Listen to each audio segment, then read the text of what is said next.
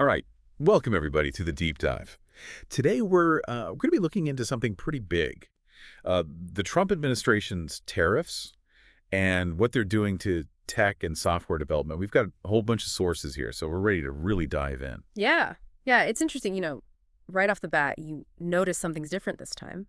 Tariffs, they've always been about protecting American manufacturing, trying to fix those trade imbalances, right? But now there's this focus on maybe protecting big tech's profits. Interesting. Yeah, and they're facing more and more regulations internationally, right? And you even hear like rumors about these major tech companies kind of getting in line with the administration. Like maybe there's some lobbying going on behind the scenes.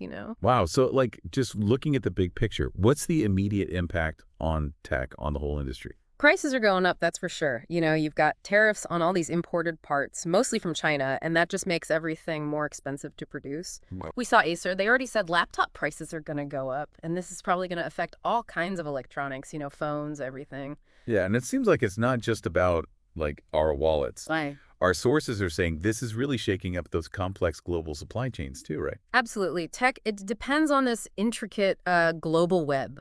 Like you get chips from one country, displays from another. Tariffs, they just throw a wrench in the whole system. It makes things unpredictable. Hmm. And that could slow down how fast technology advances. Right.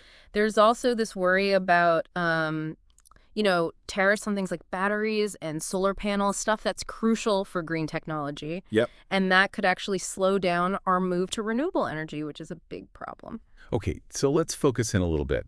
How do these tariffs specifically affect software development? I mean, software is not a physical product in the same way as like a phone or a laptop. Right. Right. True, but the impact is there, just indirectly. See, when the cost of hardware goes up, like your computers, servers, the whole cloud infrastructure, that increases the cost of doing business for software companies. That makes sense. We're already seeing system builders, the people who make servers, they're worried about price spikes. Wow. And then there's this talk about taxing digital services, which sounds kind of, I don't know, futuristic or something. Right, it's a whole new area. What would that even look like? Well, it could mean tariffs on things like software development that happens across borders, outsourcing. And then there's the risk of like retaliatory tariffs, other countries hitting back by targeting American software companies that operate overseas. We're seeing France pushing for something like that across the whole EU. Hmm. So let's talk about the economic reality here. What's the bottom line for the U.S. tech sector? Profit margins are going to get squeezed, that's for sure. Costs are going up. Right. Companies that depend heavily on manufacturing in countries hit by these tariffs, like Apple, they're especially vulnerable. And, this could mean less money for research and development, which isn't good for innovation in the long run. That makes sense. The goal, they say, is to encourage companies to manufacture in the U.S. And we've seen some of that. Like Hyundai's planning to build a steel plant in Louisiana. But there's this worry that, American companies will become less competitive globally. Yeah. Okay, and this isn't just an American problem, right? What's the impact on the global economy? Oh, it's definitely a global issue. International trade in tech, it's getting disrupted. We're talking big players, China, Taiwan, South Korea, Japan. They're all feeling the effects. Yeah. And there's even a chance of a global trade war, specifically in climate tech. Right, because of those tariffs on batteries and solar panels, that kind of Yeah, stuff. and companies, they're scrambling, trying to figure out their supply chains or looking at places like Vietnam, India, Mexico as alternatives. Some are even thinking about bringing production back home. Right. So essentially, this just increases the risk of a full-blown global trade war in tech, right? Exactly. So amidst all this chaos, what are tech companies themselves saying? Well, there's a lot of anxiety, to be honest. Rising costs and these messed up supply chains, those are the big worries. Yeah. You've got Apple dealing with exports from India, Best Buy trying to manage its global sourcing with China and Mexico in the mix, HPE bracing for hits to their server revenue. Did a lot to handle. And in the long term, there's this fear that innovation will be stifled and access to markets will be restricted. People in the medical device industry, the Consumer Technology Association, they've all raised these concerns. But here's an interesting twist. We're actually seeing some companies investing in U.S. manufacturing, big names like Apple, Honda, NVIDIA, TSMC. So maybe that's a direct response to all this pressure. That's interesting. So what about the groups that represent software developers? What are they saying? Associations like the ESA, they're warning that American developers could be seriously hurt by this. Even though software isn't directly hit by the tariffs. Right, because even if software itself isn't being taxed, the hardware, the stuff developers need, that's getting more expensive and harder to get. Think about game consoles, PC parts. That impacts their work directly, and it has a ripple effect on the whole industry. It's all connected. It is.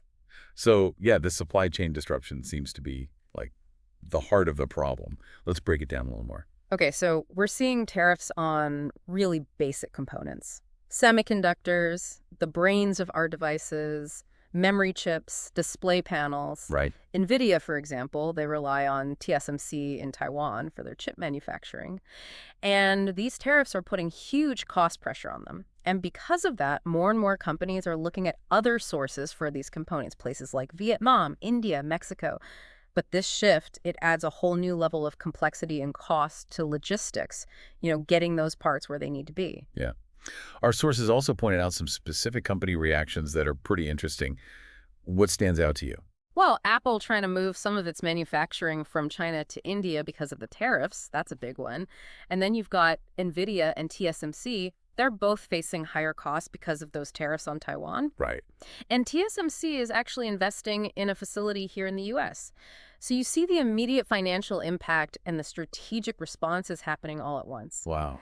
Even e-commerce platforms like Temu and Shein, they're affected because of this change to the de minimis rule, which used to let small, cheap shipments into the U.S. without tariffs.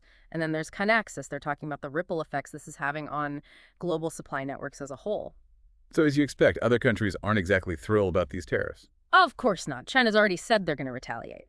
The EU is criticizing the U.S. pretty strongly and considering targeting American tech companies. And you've got concerns and potential retaliation brewing in Canada, Mexico, Japan, India.